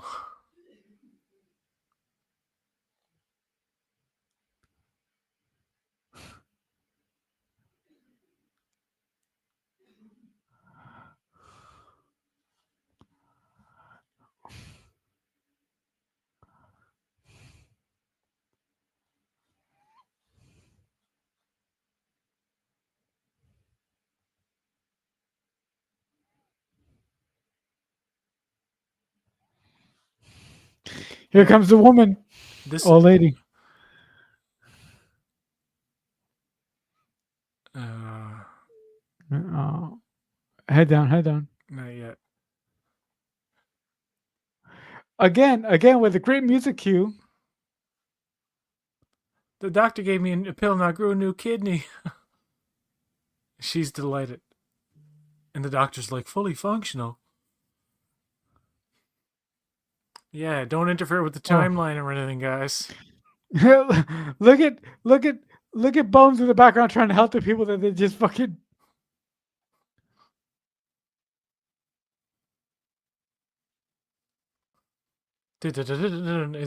It's like, this is something you hear in like a kid's adventure movie or something. But it works. Yeah. Like Bum, this, bum, bum, bum, the bum, bum. pause and Yeah. Oh, so then the good. cut to them transporting. So good.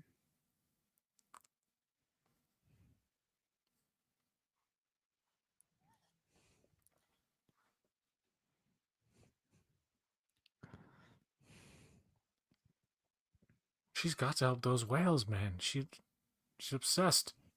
She's got to do it. By the way, Gotta this do it, trick man. she's about to pull, does that really work? If you grab onto somebody you get transported to, because then the computer has to recognize and then compensate Yep. for the extra pattern. But it's just for the sake of the story, really. Yep. 1 10 minute Admiral.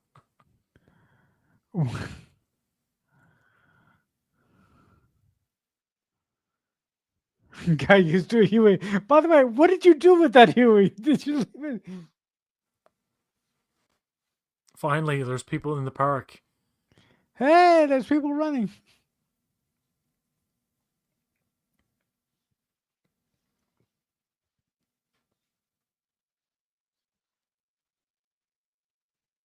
I love these aerial shots of San Francisco. Really, really nice.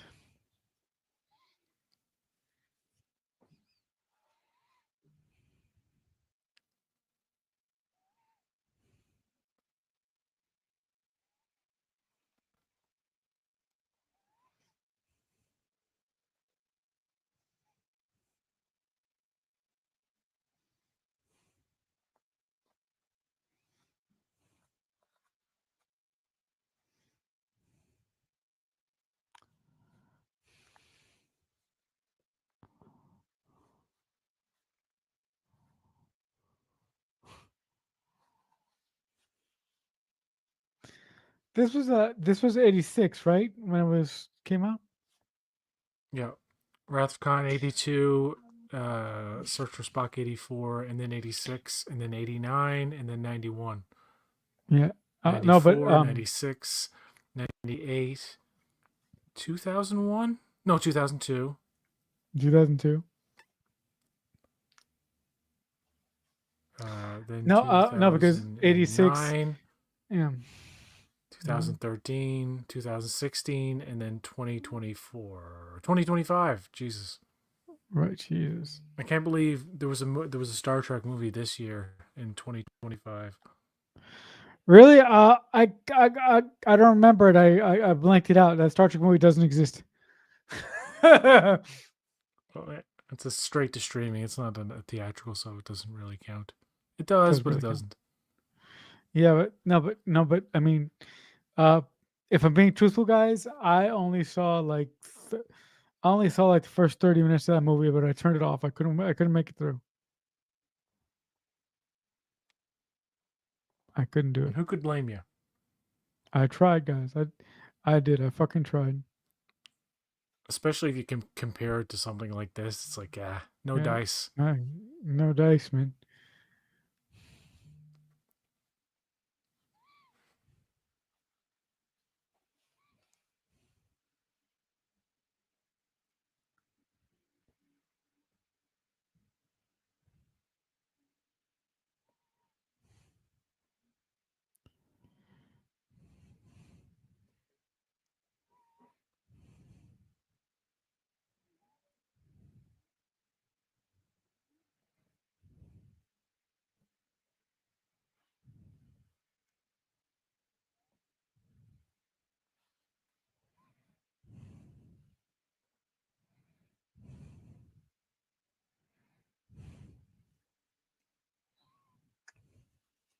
So that's a great shot of the mechanical whales Yep, mechanical whales. in a tank with that's and combined with a real shot of a humpback whale. Yep.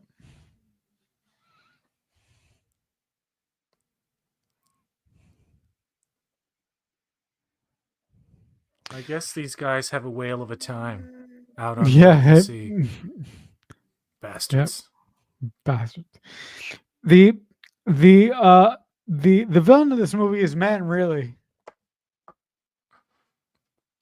Yeah, it's mankind's disregard for the environment and Mhm. and its creatures.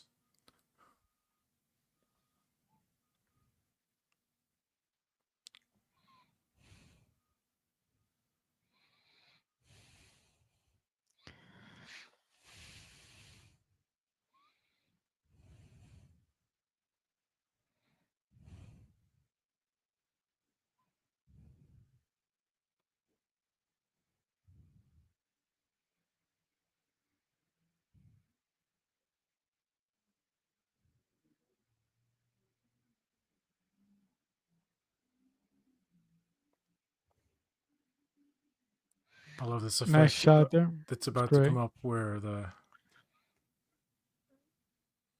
Where the bird of prey is hovering over the ship. Great effect. yeah, but this one coming up when they shoot the actual thing and it bounces off the ship. Okay. Boom. They're like, "What the hell?"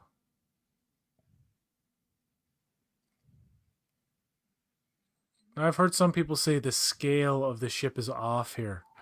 That it should be Oh, bigger. boo. This should be bigger than it is, but I don't know. That's fine. But it seems about right. Like the bridge is at the very top there of the head, Right. and they come out of the hatch later. It seems to be around. I don't know. Who cares? Yeah. Who cares, man? Guys, when you think about a movie that you love too much, you can find little things to pick out, little mistakes anywhere.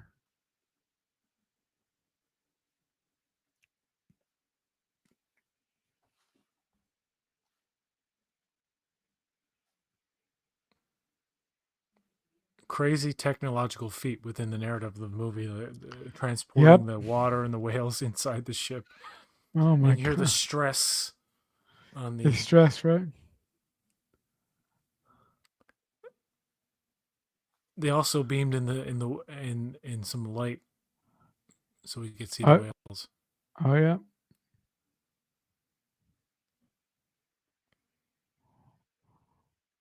I like how they warp from the atmosphere. Yeah. It's like the first I, movie. Don't do warp within the solar system.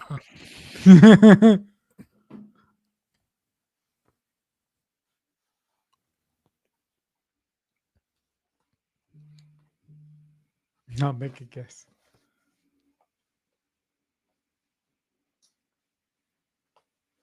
He doesn't know how to take it. No. And I like how McCoy kind of this scene come up with McCoy. No, Spock. He means that he feels safer about your guesses than most other people's facts. I love that line.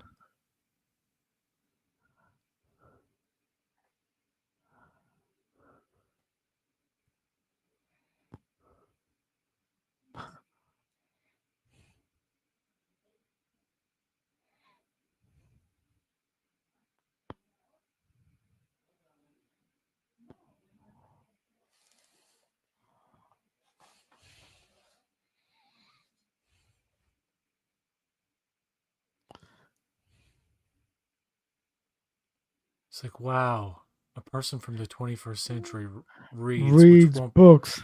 yeah.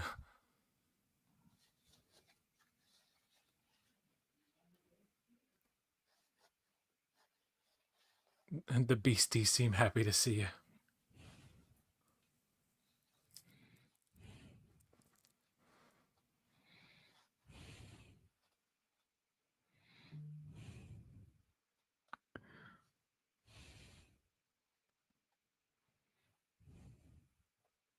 He's like, we might die right now, despite all of our efforts. My time right now. Not to mention, not to mention that they almost drowned. They almost drowned as well. You know,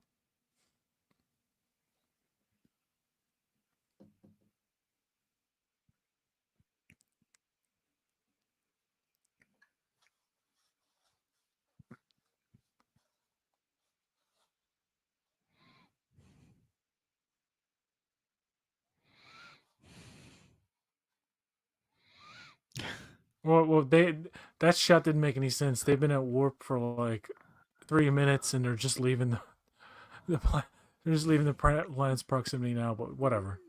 Yeah, whatever.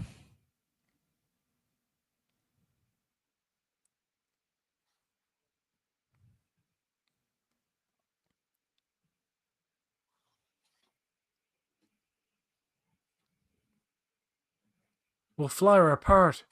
Fly her apart then. Yep.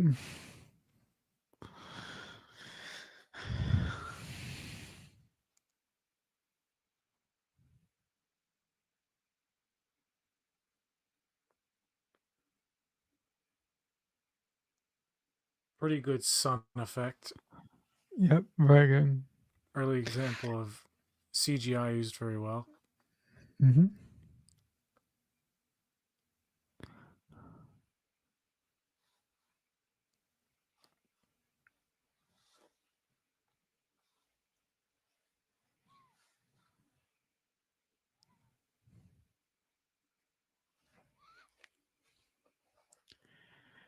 We're back.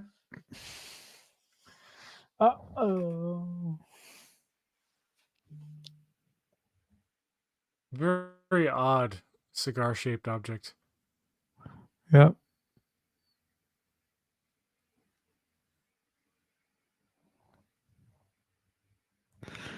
Up. A bat out of hell.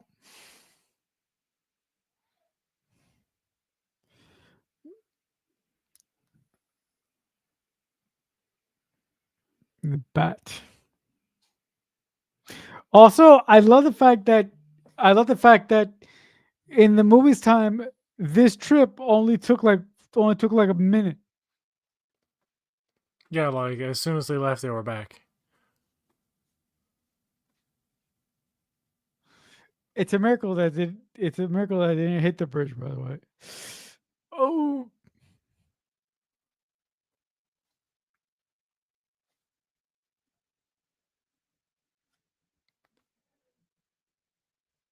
Well, they really had a big Klingon ship in the actual San Francisco Bay.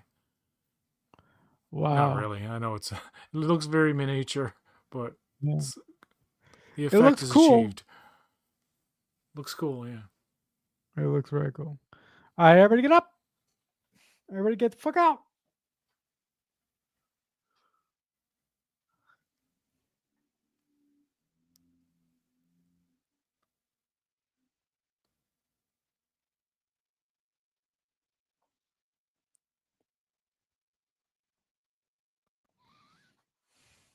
So this tank set on the Paramount lot was used to great effect, and I like Wow. how this movie kind of climaxes with really great water effects. You Yeah. could totally sell the danger and the Mhm. fact that like Kirk has to do something heroic underwater, like Mission Yeah. Impossible style. Yup.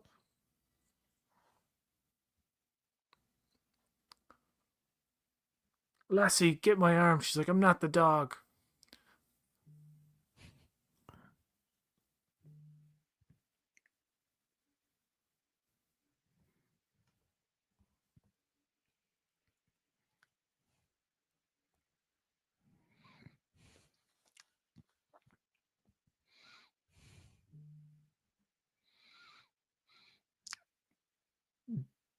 There is a way to reach it.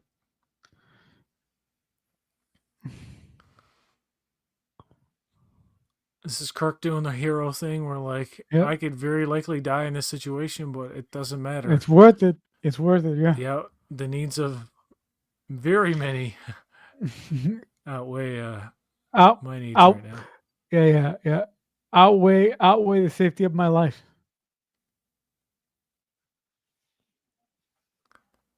It's amazing how that hairpiece stays on him. It's really glued on there good. Yep.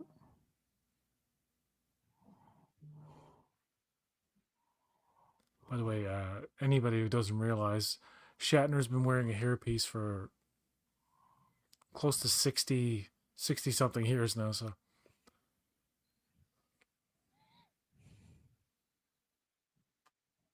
and I suppose people in real life dare not ask him about it.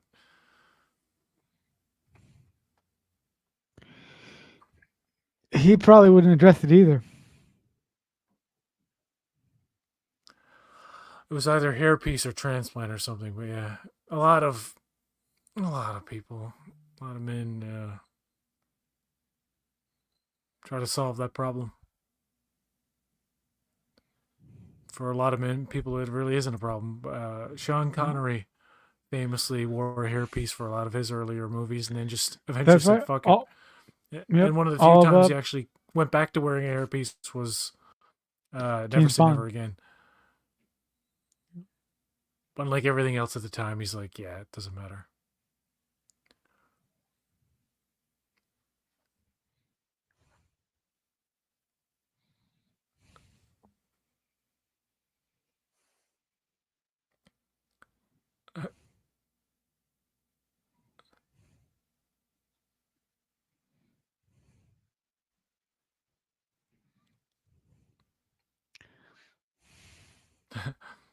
Well, we're just And waiting for the whales to tell the alien probe what to do with what to itself. do with itself.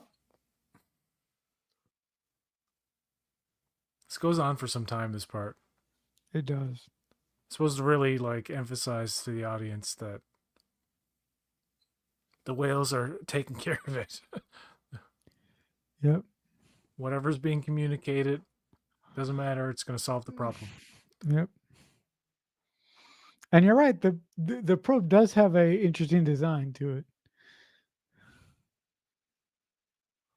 Looks like a an elongated cigar or something. Yeah, it's in that kind of like strange category of it looks simple, but I don't. It's not. It looking what it looking like what it does is not what makes this. It makes or breaks this movie. Right. Right. Right. They make it strange enough. By the way, you can see in some of these shots, you can see the compositing where that you can see the outline outside of the object. Hmm.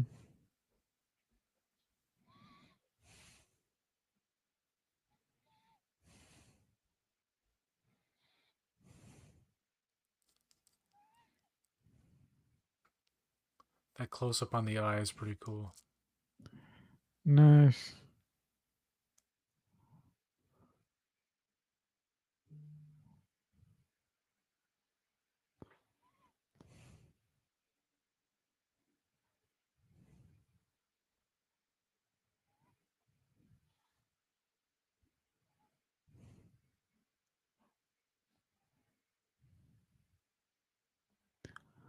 Now I'm There off it to goes, Vulcan to see if folks. they have any whales there, and if they don't, God help them.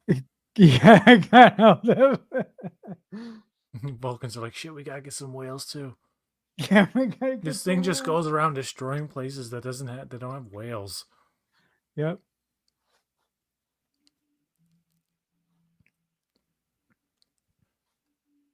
And that's the last we see of George and Gracie.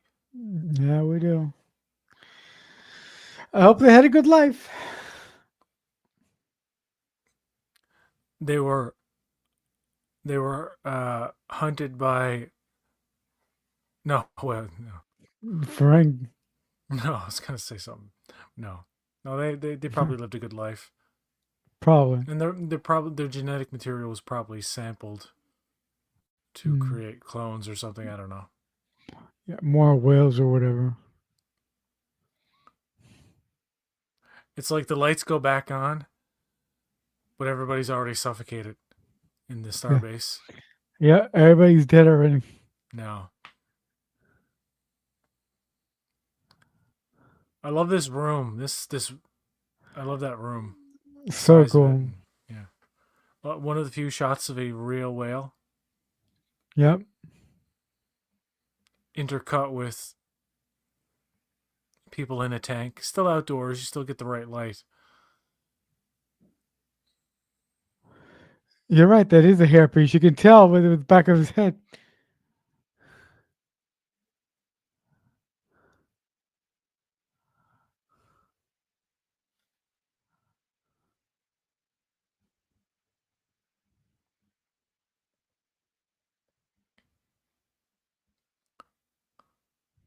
I love how Spock is having such a good time. Oh Like my god. his Leonard Nimoy is really coming out in these parts.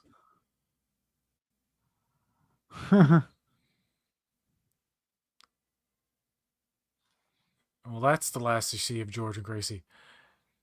Yeah. Acacian, Yep. And Nandorian, here's a court martial. great looking room too.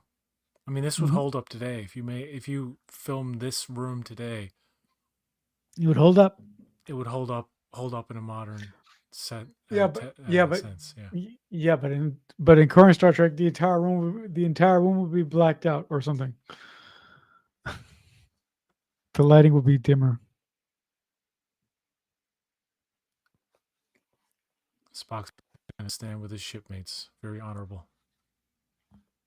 I love how the charges at first seem so serious. He lists them off: assault on Federation officers, theft of Federation property, all this stuff. And at the end of it, everything's okay except Kirk is the only one that's punished, and his punishment is something that he actually wants Yep. and would benefit from. So they do all this shit. For effect. The insurrection happens in the last movie, like the full on insurrection, and the going Yep. rogue and the mutineers and all this. And then like all it took for them was to save humanity and like slap on the wrist.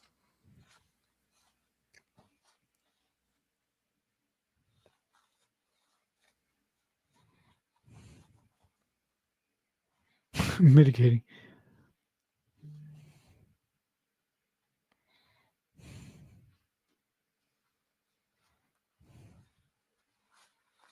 And I love how he makes the point. I'm sure the admiral will recognize The necessity of keeping discipline in any chain of command. So you're captain now. Ha ha. Kirk's like, oh, well, too bad. Woe was me.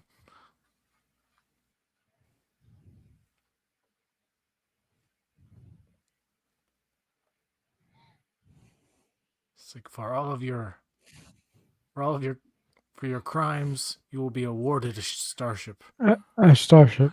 And he can't contain his smile, right? No.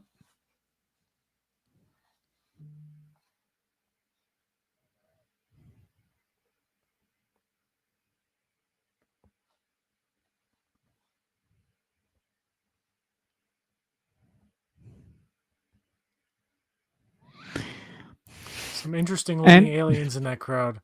Well, you get a very, Teleradnication and other ones. yeah, very interesting looking aliens.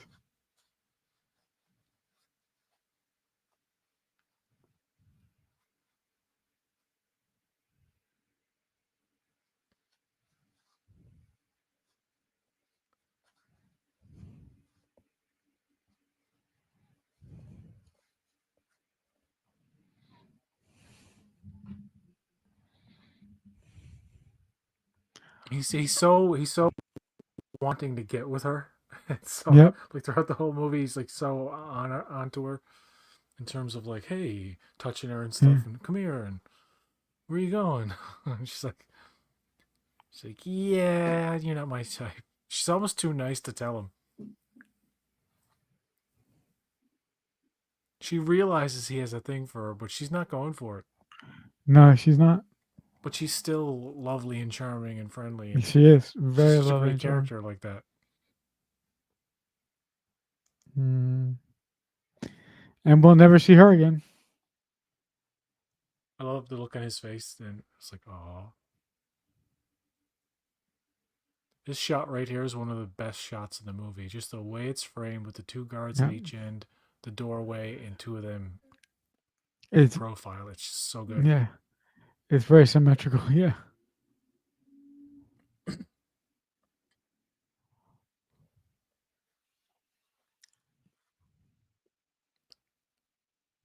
It's a very well written movie too. So like some of the best dialogue in the whole series. It's extremely well written. I love this. I Although oppose your enlistment. Yeah, go ahead. Star Trek 6 is written very well too, but I think this takes the cake.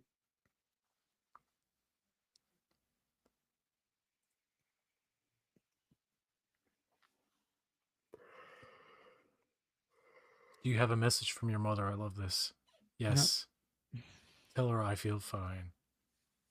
This connects. You know, I like that thing where the end of a thing connects to the beginning of the thing. Yeah, Yep. So great. everything comes full circle. He went from debating the logic of the just being asked the question to Mm. accepting. You know what? To accepting the I'm answer. starting to feel like me again. I feel fine. And by the end of this Mm. movie, he's essentially back to normal. Yep. God, what a great shot of that space station, man. Jesus, the Yeah. model work, you just Great it's shot. beautiful. Yeah.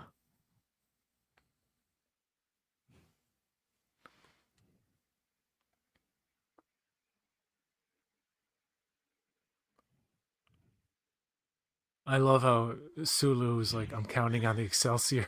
I gotta get the Scotty's like, Excelsior. why would you want that bucket of bolts? A ship is a ship. And he does, it's foreshadowing. He does actually become captain of that ship. And I love how when you see the Excelsior at first, you're thinking, wait, is Oh, that the new Enterprise? No, no, that's the Excelsior. Then it goes over it. You see the over. Enterprise A. Fucking brilliant. Yeah. Nice. Oh my god. And the design of the Enterprise A is maintained in this movie and 5, and then they change it up in 6. Yep. They do a little mini refit Mini refit. for the interior. I mean, Yep. like the Actually, the bridge and the interior, hallways. yeah, the interior in this ship looks so beautiful. That chair looks amazing, but they changed it for 5. It's not the same chair. Oh yeah, yeah, but the overall set is the same in 5, and It's then in different. 6, it's like it's a redo. It Yeah, looks more like a TNG era. It's moving into that yeah, area. yeah. That was great, So there you man. That go. was fucking awesome. Fucking amazing. Ah, that was Star so much Trek fun. Cat Le Voyage Home. Yeah. Oh man, that was so much fun. I haven't seen that movie in so long. I mean, I've seen it, but I've seen pieces of it from here. For, um, I've seen pieces of it recently. That Yeah, was so much fun it's definitely in the top 3 of for you, right? the TOS era movies. I Yeah. would say number 1 is Wrath of Khan. Hmm. Number 2 is Undiscovered Country, just personally, and Yeah, 3 is this one. actually, So I have my and Search for Spock close mm, fourth. I have my rankings of the Star Trek films of my personal rankings for all the Star Trek films on Letterbox. Let me see. Let me just see. Hold on. At the very bottom of my list would be Into Darkness in Section In 31. the Darkness. Okay. Yeah. Well. Yeah. I didn't even count Sergeant. I'd say the fifth best Star Trek film overall would be Yeah. First So Contact. yeah. I don't know. So I basically ranked all the Star Trek films for me on my letterbox. Do you guys want to hear them or Yeah. Oh yes, definitely. okay? Okay, so my number one favorite Star Trek movie of all time is Star Trek 6, followed by Star Trek '09, JJ's Star Trek, then Generations, then First Contact, then Beyond, then Wrath of Khan, then the motion picture, uh, then Star Trek 4, the one that we just watched, followed by The Voyage Home, Into Darkness, um, uh, hold on, Star Trek Nemesis, Oh yeah. and hold on 1 second. Insurrection is next, isn't it? You stole my thunder. Hold on. Insurrection is last. Yes. I didn't. I didn't even count uh, section 31 because like I just couldn't. But Yeah, you don't are have you to. on? If you want to rank theatrical, it's not going to be included anyway. Yeah, yeah. These are just theatrical. I didn't. But are you on Letterbox, PJ? No, I have nothing to do with Letterbox. No. Okay. Cool. Cool. All right, folks. Thank you for All listening. right. Until next time, live long and prosper.